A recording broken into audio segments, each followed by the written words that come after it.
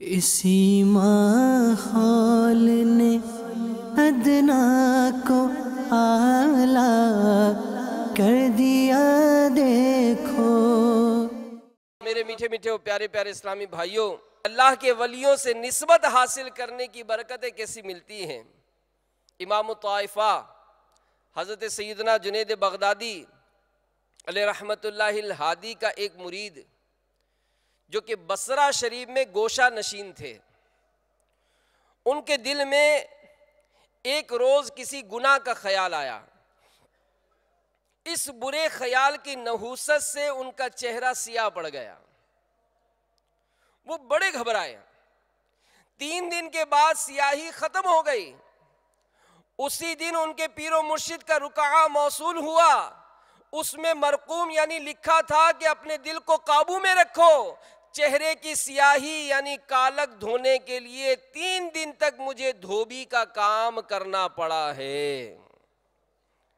تو میرے میٹھے میٹھے اسلامی بھائیوں، پتہ چلا کہ اللہ کے نیک بندے اولیاء کرام، ان کو اللہ تعالیٰ کی طرف سے خصوصی کرامات عطا ہوتی ہیں، کہ جیسا کہ اس حکایت سے معلوم ہوا کہ سیدنا جنید بغدادی علیہ رحمت اللہ الہادی پیر روشن ضمیر تھے۔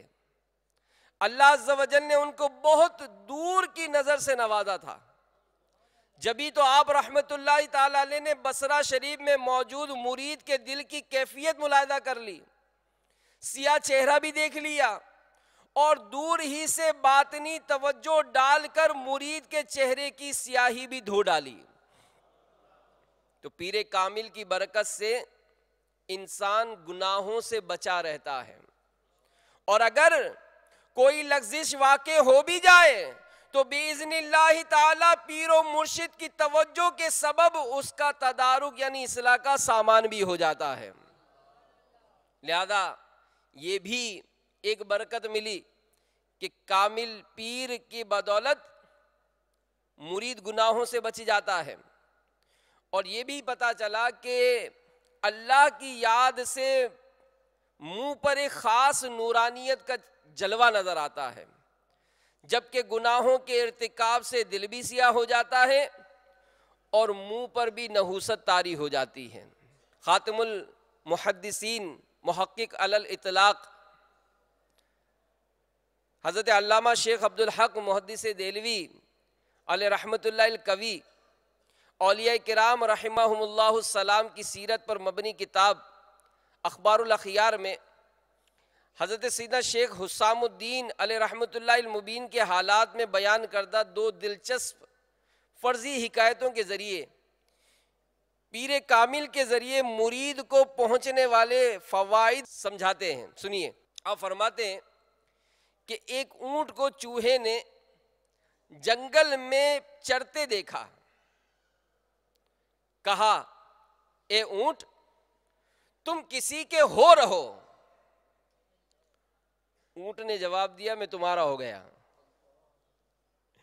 ایک دن اونٹ کسی درخت کے ہرے ہرے پتے کھا رہا تھا، اس کی نکیل یعنی ناک کی رسی درخت کی شاخ میں بری طرح اٹک گئی، اونٹ پھنس کر عاجز ہو گیا۔ اس نے اس برے وقت میں چوہے کو پکارا، چنانچہ وہ چوہا اپنے دوسرے چوہوں کے ساتھ آیا، سب نے مل کر درخت میں پھنسی ہوئی رسی کتر دی، اس طرح اونٹ نے نجات حاصل کی۔ تو اس فرضی حکایت میں نہایت دلچسپ پیرائے میں سمجھایا گیا کہ آزاد رہنے کے بجائے کسی کے ہو رہو، کہ جو کوئی کسی پیر کامل کا ہو رہتا ہے تو آڑے وقت میں کامل پیر کی برکت سے نجات کا سامان ہو جاتا ہے۔ ایک اور دلچسپ حکایت سنیے۔ ایک مجلس میں چند اشخاص جمع تھے، اچانک ایک مینڈک پھدکتا ہوا نکلا، یہ دیکھ کر ایک دانا شخص اس مجلس سے بھاگ کھڑا ہوا، تو لوگ اس کو بزدل سمجھ کر ہنسنے لگے۔ جب اس سے مینڈک سے ڈرنے کا سبب پوچھا گیا تو اس دانا شخص نے کہا کہ میں مینڈک سے نہیں ڈرتا، البتہ اس بات سے ڈرتا ہوں کہ اس کے پیچھے کہیں کوئی سانپ نہ آ رہا ہو۔ اسی طرح اگر کوئی درویش خود کمزور ہو مگر اس کا سلسلہ نہایت مضبوط ہو تو اس سے ڈر جانا چاہیے، کیونکہ اس کو رنجیدہ کرنے سے اس کے سلسلے کے تمام مشائخ خبیثہ خاطر اور رنجیدہ دل ہو جائیں گے۔ تو میٹھے میٹھے اسلامی بھائیوں، مینڈک کو سانپ کھا جاتا ہے، اس لیے وہ دانا شخص مینڈک کو دیکھ کر بھاگ کھڑا ہوا کہ کہیں ایسا نہ ہو اس کا شکار کرنے کے لیے کوئی پیچھے سانپ لگا ہو جو مجھے ڈس لے۔ یہ مثال دے کر حضرت سیدنا شیخ حسام الدین علیہ رحمت اللہ المبین نے کمزور درویش اور اس کے قوی مرشدین کی مثال دی ہے۔ تو واقعی جو آدمی کسی پیر کامل کا مرید ہو جاتا ہے اس کی پیٹھ مضبوط ہو جاتی ہے۔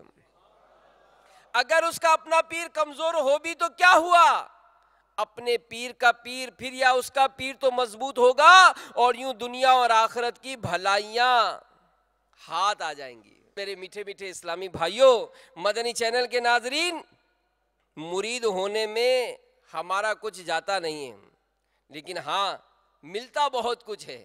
اسی ماحول نے ادنا کو اعلیٰ کر دیا